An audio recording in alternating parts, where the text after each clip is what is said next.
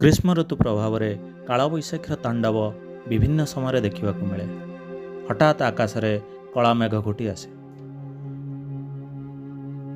ବିଜୁଳି ଘଡ଼ଘଡ଼ି ସହ ବର୍ଷା, କୁଆପଥର ବର୍ଷି ଝଡ଼ ତୁଫାନ ସୃଷ୍ଟି କରେ। ଅଳ୍ପ ସମୟ ଭିତରେ ଅନେକ ଧନଜୀବନ ଛାରଖାର କରିଦିଏ।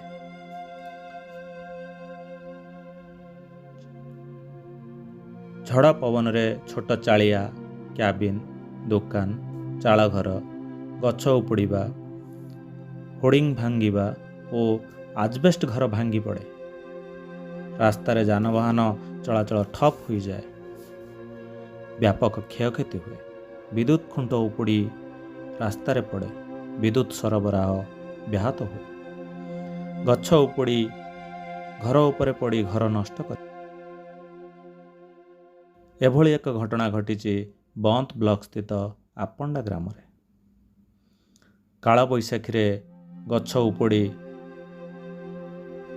ପଡ଼ିବା ଫଳରେ ଲକ୍ଷ୍ମୀଧର ଜେନା, ସନ୍ତୋଷ ଜେନା ଓ ଶାନ୍ତନୁ ଜେନାଙ୍କ ଘର ଭାଙ୍ଗି ଯାଇଛି। ଲକ୍ଷ୍ମୀଧର ଜେନାଙ୍କ ମା ଗଭା ଜେନାଙ୍କ ହାତ ଉପରେ ଗଛ ଡାଳ ଭାଙ୍ଗି ପଡ଼ିବାରୁ ସେ ଆହତ ହୋଇଛନ୍ତି। କ୍ଷତିଗ୍ରସ୍ତ 3 ପରିବାର ଦିନ ମଜୁରିଆ। ନୂତନ ଘର ତିଆରି କରିବା ପାଇଁ ସେମାନଙ୍କ ପାଖରେ ଆର୍ଥିକ ସମ୍ବଳ ନାହିଁ। ପରିବାର ଲୋକେ କେଉଁଠାରେ ମୁଣ୍ଡ ଗୁଞ୍ଜିବେ ସେ ନେଇ ଚିନ୍ତାରେ ଅଛନ୍ତି। ଗ୍ରାମର ଏକାଧିକ ଚାଳ ଛପର ଘର କ୍ଷତିଗ୍ରସ୍ତ ହୋଇଛି। କାଳବୈଶାଖୀ ପ୍ରଭାବରେ ହୋଇଥିବା କ୍ଷତିଗ୍ରସ୍ତଙ୍କୁ ତହସିଲ ଓ ବ୍ଲକ ପ୍ରଶାସନ ପକ୍ଷରୁ ସରକାରୀ ସହାୟତା ଯୋଗାଇ ଦେବାକୁ ଗ୍ରାମବାସୀମାନେ ଅନୁରୋଧ କରିଛନ୍ତି।